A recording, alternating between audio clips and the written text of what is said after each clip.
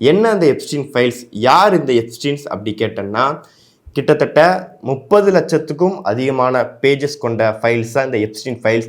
இந்த ஃபைல்ஸில் என்ன விஷயங்கள் இருக்குது அப்படின்னா, எப்ஸ்டீன்ற ஒரு நபரை பற்றி உள்ள விஷயங்கள், அவருக்கு அவரே அனுப்பிக்கிட்ட ஒரு மின்னஞ்சல்.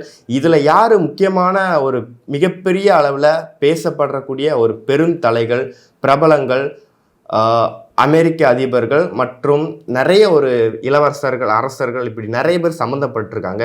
இதில் யார் யார் இருக்காங்க அப்படின்னா, Elon Musk, Richard Branson, Bill Clinton, அப்புறம் Donald Trump, Bill Gates. So இவங்க எல்லாம் சம்மந்தப்பட்டிருக்காங்க. இதெல்லாம் போக இன்னொரு முக்கிய தலைகள், அதாவது முக்கிய ஒரு ஆளும் இதில் சம்மந்தப்பட்டிருக்காரு. யார் அப்படின்னா பிரதமர் நரேந்திர மோடி. இது எந்த அளவுக்கு உறுதியானது அப்படின்னு தெரியல.